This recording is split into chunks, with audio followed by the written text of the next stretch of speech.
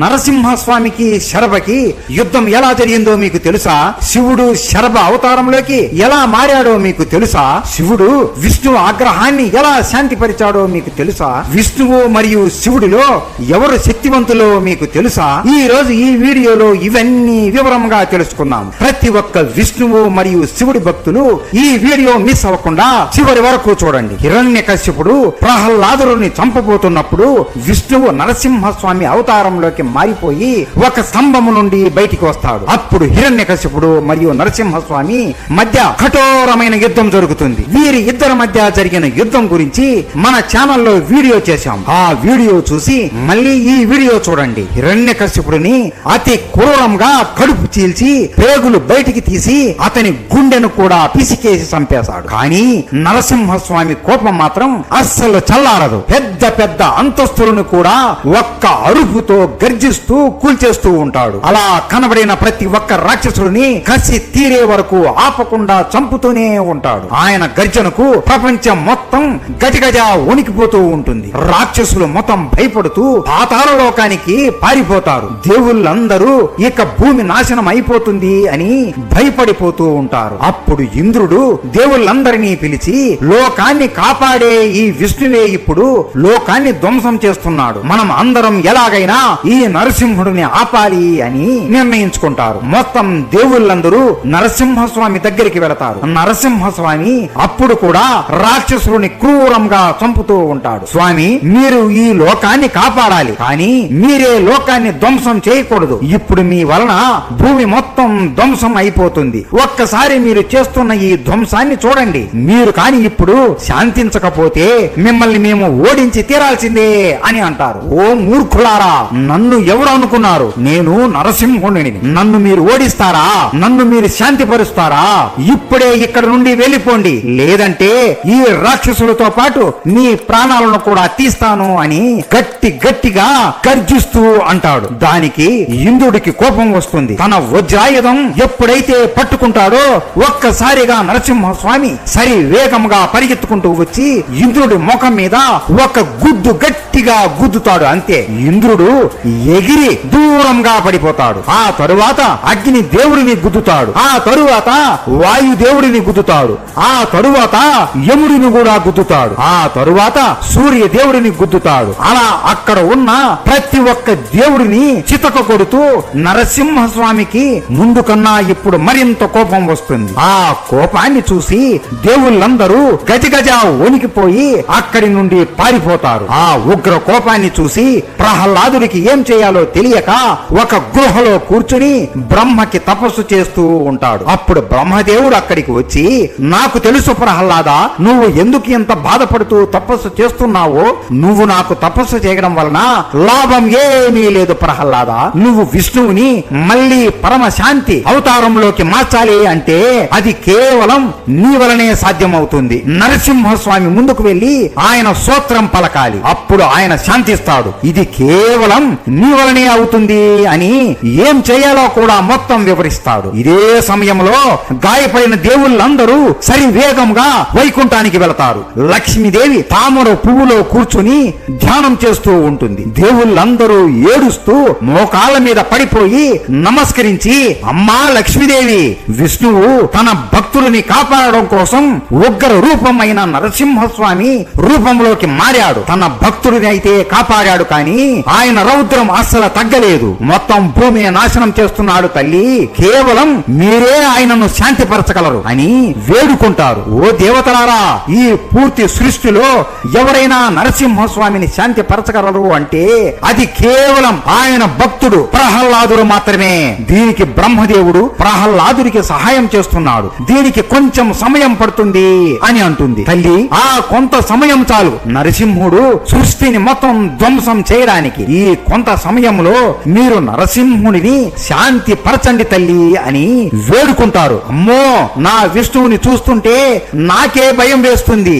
దీనికి నా వద్ద ఒక ఉపాయం ఉంది. నరసింహస్వామిని ఆపడం కేవలం ఒక్క నా అన్నయ్య రుద్రుడికి మాత్రమే సాధ్యమవుతుంది. మీరు వెంటనే అక్కడికి వెళ్ళండి అని చెబుతుంది. వెంటనే ఒక్క క్షణం కూడా వృధా చేయకుండా దేవుళ్ళందరూ కైలాస పర్వతానికి వెళతారు. శివుడు ధ్యానములో లీనమయ్యి ఉంటాడు. దేవుళ్ళ దేవుళ్ళందరూ మోకాళ్ళ మీద పడిపోయి నరసింహస్వామి గర్జనకు కైలాస పర్వతం కూడా తత్తరిల్లిపోతూ ఉంటుంది. చూడండి స్వామి, లోకాన్ని కాపాడే ఆ విష్ణువే ఇప్పుడు లోకాన్ని నాశనం చేస్తున్నాడు. ఆయన కోపాన్ని చల్లార్చడానికి మేము అక్కడికి వెళితే మమ్మల్ని తరిమి తరిమి కొట్టాడు.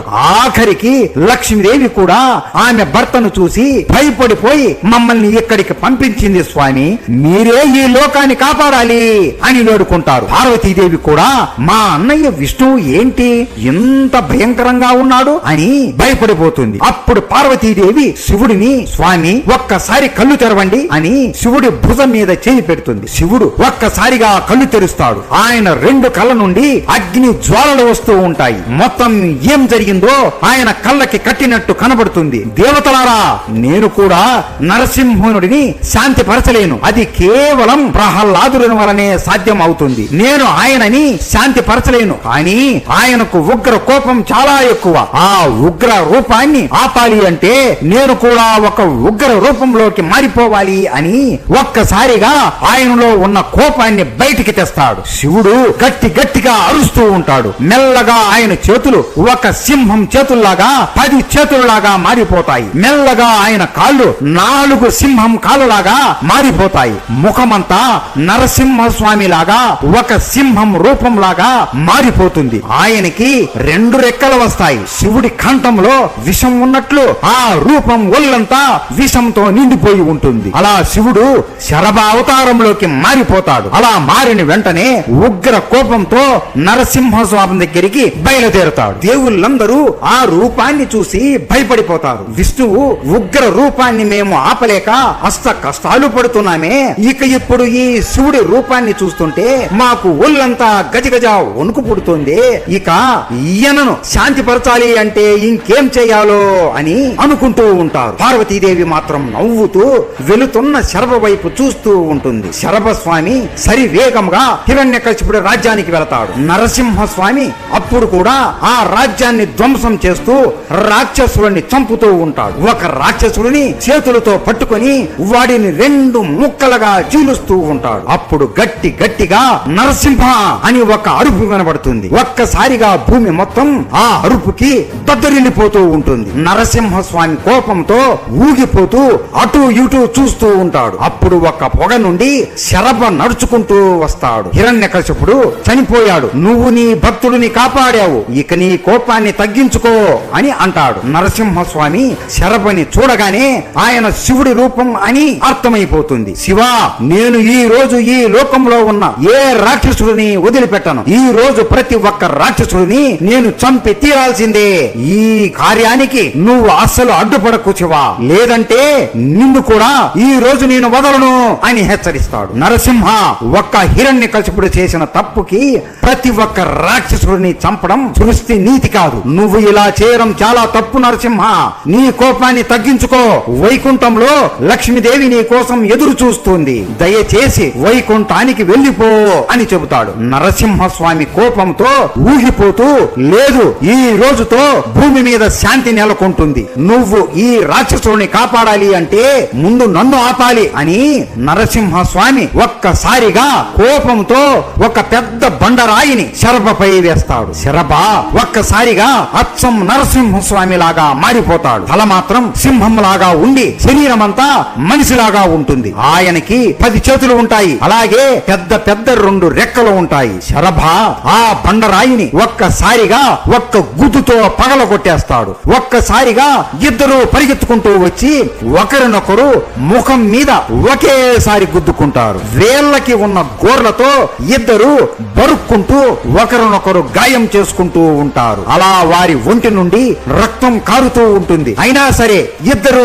ఆపకుండా కొట్టుకుంటూనే ఉంటారు. శరభ నరసింహస్వామిని పట్టుకుని సరి వేగముగా గాలిలో ఎగురుతూ నరసింహుని కొడుతూ ఉంటాడు. నరసింహుడు కూడా కోపంతో శరభ మెడని గట్టిగా కొరుకుతాడు. అలా ఒక్కసారిగా ఇద్దరు హిమాలయ పర్వతాల మీద పడిపోతారు. అలా వారు ఇద్దరు పర్వతం మీద పడగానే హిమాలయ పర్వతం అంతా ఒక్కసారిగా దద్దరిల్లిపోతుంది. భూమి మొత్తం ధ్వంసం అయిపోతూ ఉంటుంది. గాయాలతో ఉన్నా కూడా మెల్లగా ఇద్దరు లెగసి ఒకరి భుజం మీద ఒకరు చేతులు పెట్టుకొని ఒకరి కళ్ళల్లో ఒకరు చూసుకుంటూ, నరసింహ, నా మాట మాట విను, ఈ రాక్షసుల అంతం తప్పకుండా అవుతుంది. ఇప్పుడు నువ్వు చేసే పని వలన భూమి మొత్తం నాశనం అయిపోతుంది. నా మాట విను అని నరసింహస్వామి కళ్ళల్లో కళ్ళు పెట్టి చూస్తూ వేడుకుంటాడు. ప్రహ్లాదుడు కూడా వీళ్ళ దగ్గరికి రావడానికి హిమాలయ పర్వతం ఎక్కుతూ ఉంటాడు. కానీ నరసింహస్వామి అప్పటికీ కూడా కోపం తగ్గించుకోకుండా క్రూరంగా అరుస్తూ